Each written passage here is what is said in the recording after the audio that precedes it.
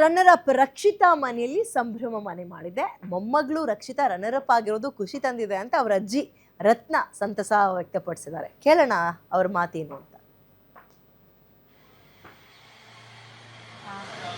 ನಾನು big boss ಬಂದಿದ್ದೇನೆ, ಹೊರಗೆ ಬಂದಿದ್ದೇನೆ ಹೇಳಿದ್ದಾರೆ. ಇದು ಫಸ್ಟ್ ಆಗಿ ಬರ್ಲಿಲ್ಲ, ನಾನು ಸೆಕೆಂಡ್ ಆಗಿ ಬಂದಿದ್ದೇನೆ ಅಂತ ಹೇಳಿದ್ದಾರೆ. ಸ್ವಲ್ಪ ಬೇಸರವಾಯ್ತು ಅವಳಿಗೆ, ನನಗೆ ಅದು ಸಂತೋಷ ಆಯ್ತು. ಅಷ್ಟು ಬರುವ ಅಂತ ನಾನು ಎಣಿಸಿರಲಿಲ್ಲ.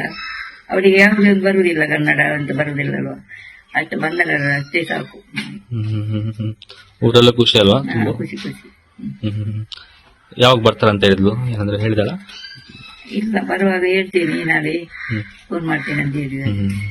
3 ತಿಂಗಳ ನಂತರ ಸ್ವರಕ್ಕೆ ಹೇಳ್ತಾ ಇರ್ತೀವಿ. ನನ್ನ ಹತ್ರ ಮಾತಾಡುದು ಅದು ಕೇಳ್ತೀನಿ, ನನ್ನ ಹತ್ರ ಮಾತಾಡಿ 3 ತಿಂಗಳಾಯ್ತು. ಬಹಳಷ್ಟು ಖುಷಿ ಅಲ್ವಾ? ಖುಷಿ ಖುಷಿ, ತುಂಬಾ ಖುಷಿ. ಇಲ್ಲಿ ಯಾವಾಗ ಬರ್ತಾ ಇದ್ಲ? ಆಗಾಗ ಬರ್ತಾ ಇಲ್ಲ, ಯಾವಾಗ ಬರ್ತಾ ಇದ್ಲು ಎಲ್ಲಿ ಊರಿಗೆ?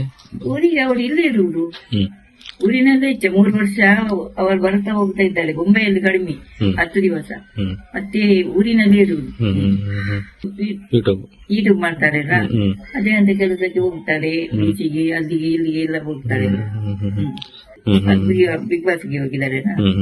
ಎಲ್ಲ ಈಗ ಹೋಗ್ತಾ ಬರ್ತಾ ಇದ್ದೆ. ಹೆಚ್ಚು ವಿಡಿಯೋ ಮಾಡುವುದು ನಮ್ಮ ಮನೆಯಲ್ಲಿ, ಅಲ್ಲಿ ನಮ್ಮ ಪಡೆದಿದ್ರೆ ಮನೆಯಲ್ಲಿ. ಅಲ್ಲಿ ಇನ್ನು ಮಾಡುವುದು ಕಡಿಮೆ, ಅಲ್ಲೇ ಹೋಗಿ ಮಾಡುದು. ಈಗ ಯಾವಾಗ ಬರ್ತಾಳಂತ ಕಾಯ್ತಾ ಇದ್ದೀರಿ?